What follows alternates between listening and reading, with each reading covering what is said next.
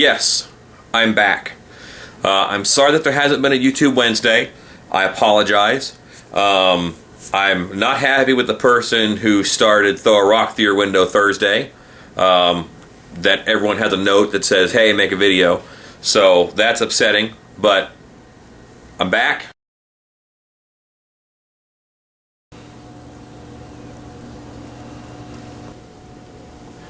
Gelatin, when used for prosthetics, it's pretty easy to do.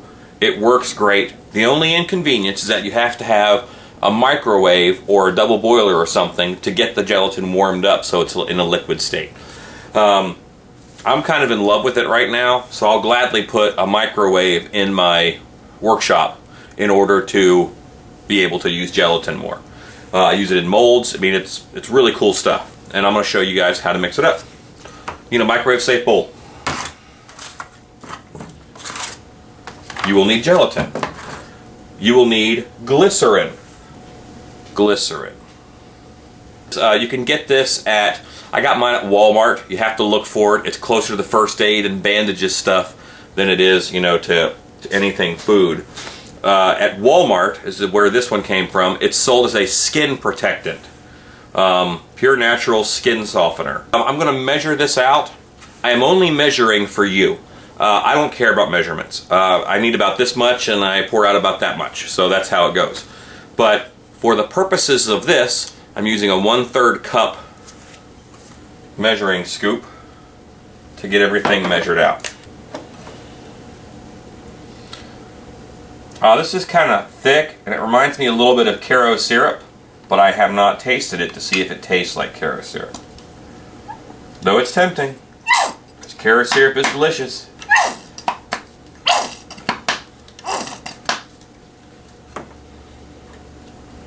Like I thought, a little bit more from this bottle. I'm just going to do that full 1/3 of a cup.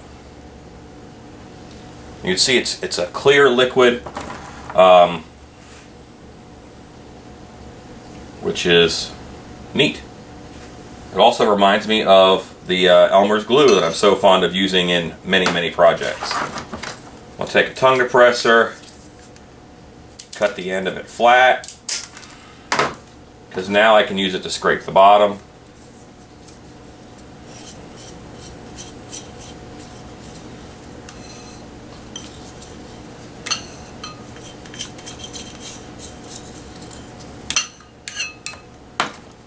And I need now to heat up my glycerin, because I'm going to dissolve gelatin in this.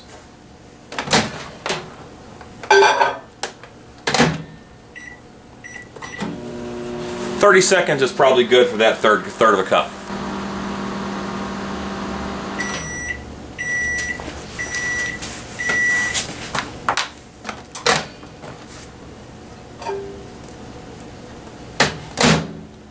It is warm now, and it's much more liquid. It's a lot more liquid than it used to be. It used to be pretty thick. What I have here is the gelatin itself. This is Knox gelatin, unflavored, not delicious.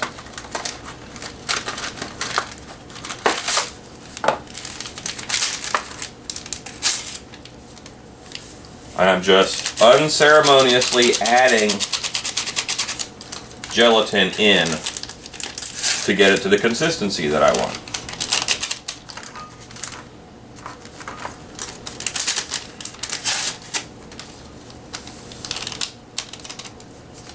Now I'm adding 3 packages right off the bat just because I'm pretty sure it'll take that much.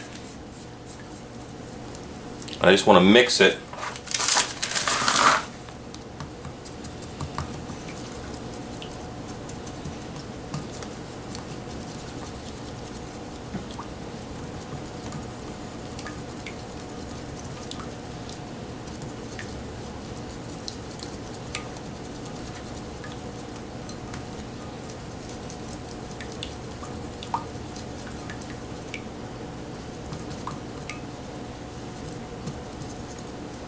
I want to get it a little bit thicker than this, so I'm going to add 1 more. But what I'm doing is I'm looking for lumps and I'm trying to break them up. And 4 envelopes come in the package. Just going to add all 4 into this 1/3 of a cup and see if that gets me where I want to be.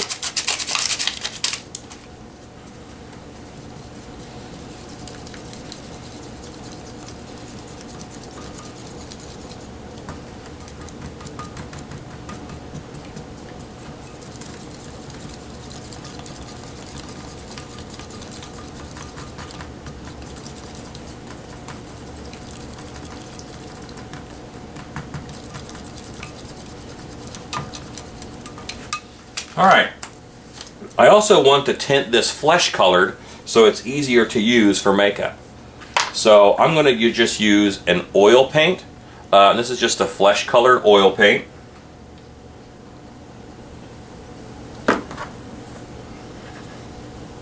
And because the gelatin is pretty transparent, you really don't need a lot.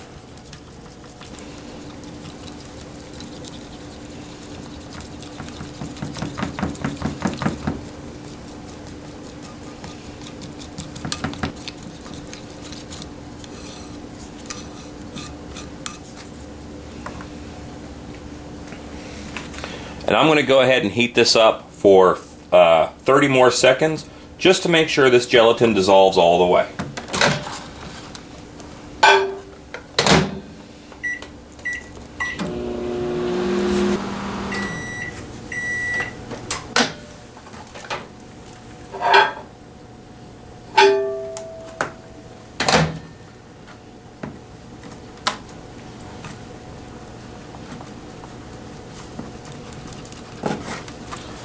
One thing you want to be careful of is you want to watch it while you're doing that last microwaving, because you don't ever want it to boil. If it boils, its structure breaks down and it's nowhere near as stable. It's not as good. So don't let it boil. But it's a lot smoother now for me. So I'm very happy with it. And I'm just going to now, I could let this cool all by itself in the fridge, but I'm going to speed up that process a little bit by breaking it apart and put it in the freezer.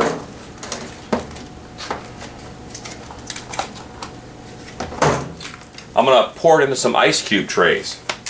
That way I'll be able to get small chunks, because it's going to microwave better. You have to microwave it again before you use it. It'll microwave better if you could break it down pretty easy into smaller pieces.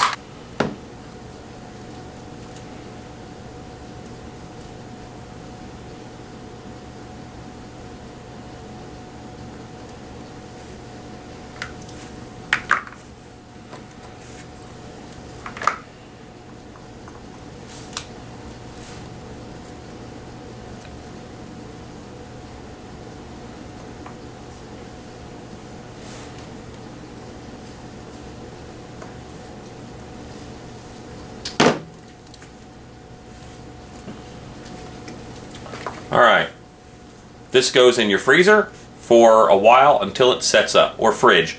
I like 4 hours or so, 4 to 6 hours, that's good. It's been a while, and my gelatin is good and firm. It has solidified. It's almost like it feels almost like silicone to me when it finally dries. Just gonna get the gelatin out of the trays into my bowl. It's got a good bit of suction and a little bit of stickiness to it, so it does like to hang out in there. They don't pop easily out. If I had sprayed this with a silicone spray or something, that would have helped.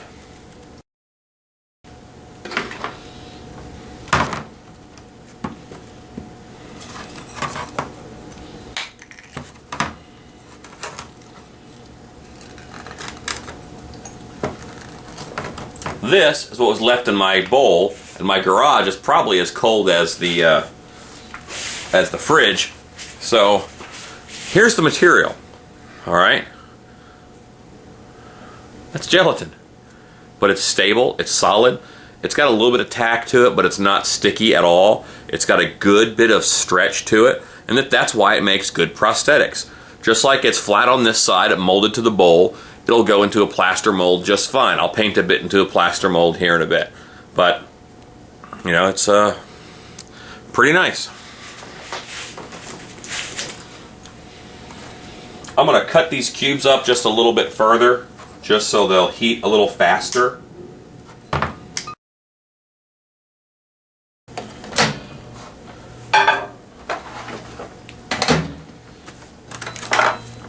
I'm going to watch this very carefully. I'm going 10 seconds at a time and checking the consistency and temperature.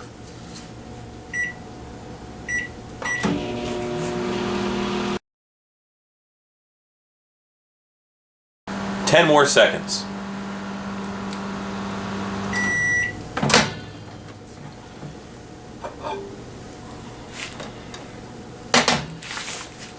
Now I can see that those individual pieces are starting to melt together, and I'm just going to stir it a little bit.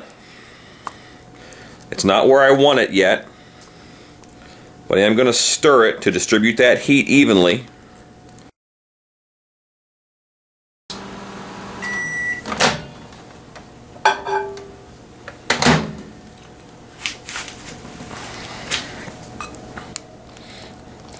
Just going to stir it around to get those last chunks covered in the liquid so that they dissolve easily.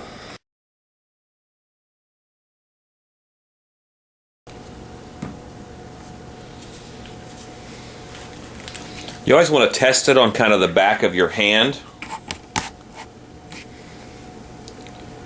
to feel the heat.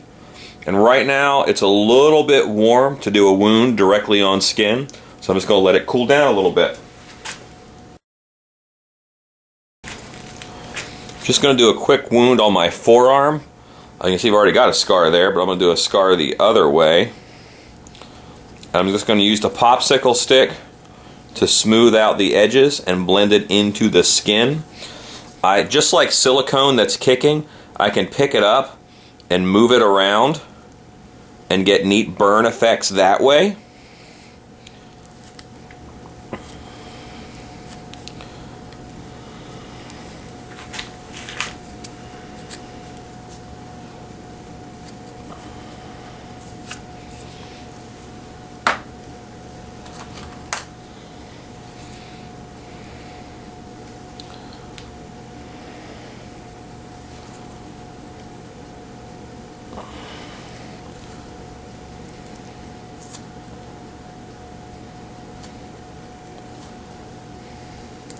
Alright, so now I've got this great big piece on my arm. I need to finish it out a bit. When you're using this for makeup, it's going to dry pretty quickly on you as it cools down. I want to put a little bit of witch hazel. Witch hazel kind of dissolves it a little bit. It'll clean out the edges a little and make it nice. I'm going to dip my popsicle stick in witch hazel so that I can just go through this cut mark and make it a little more pronounced without really having to mess too much with it.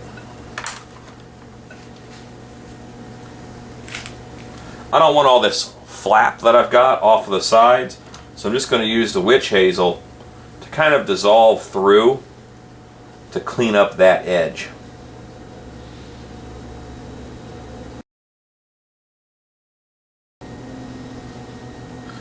The witch hazel is also getting it off of my arm hair really nice. Just using the Q-tip to get it up, trim it off. If you're just doing a big nasty burn, then you can leave that on there. No reason why you can't, just have that extra crud on it. If I was goring it up, I'd certainly do that. But I do want to get it off of all of this arm hair down here. So I was going for a little bit more of a cut look.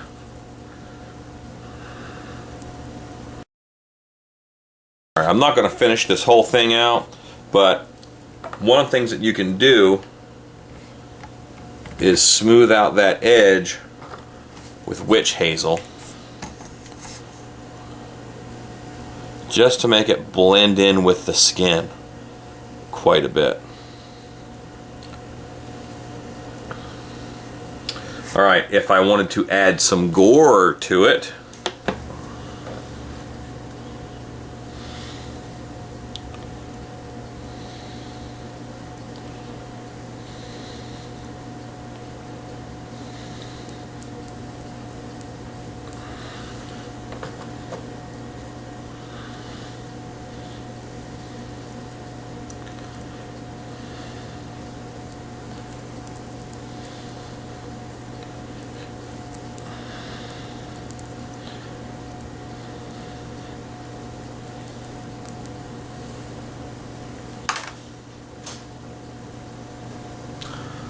alright, so Is this the most awesome makeup you've ever seen? Certainly not. But can you buy everything you need to do it at Walmart at 3 in the morning? Yeah, you can.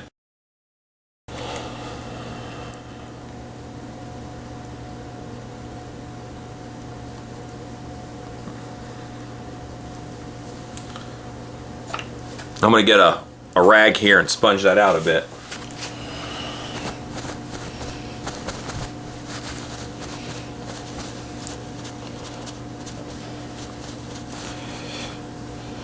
Now that is nothing but the gelatin and my glue blood, actually.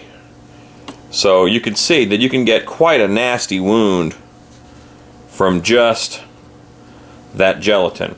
I'm going to go ahead and reheat some and put it in a mold for you.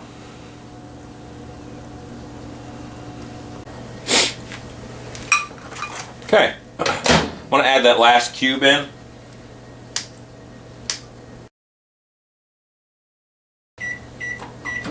I don't want it to boil.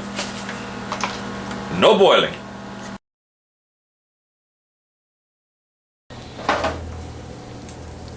This is better, but it's still a little thick for brushing into a mold. So I'm going to go ahead and give it 10 more seconds. But I got to watch it so it can't boil.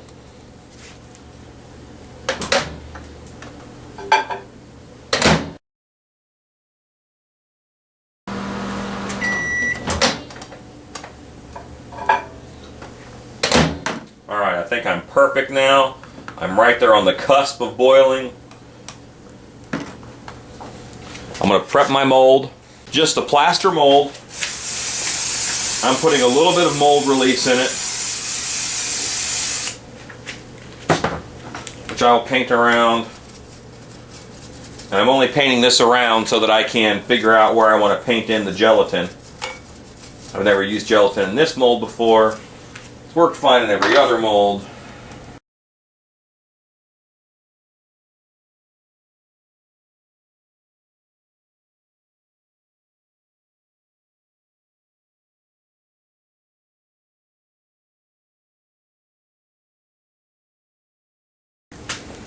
Alright, and I'm just going to paint it in this plaster mold so I can peel out and show you that it'll hold detail.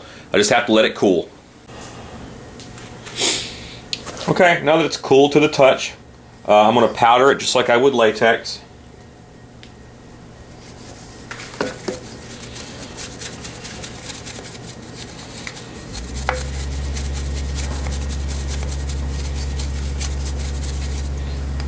Obviously, you'd want to do a prosthetics mold where there's two sides. If it's a face, I'd push the head in there or whatever.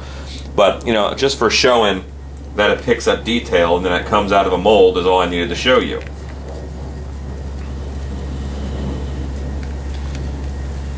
And I'm just peeling it out. I mean, it's holds itself together very well. And this is part of, let me trim the eye real quick.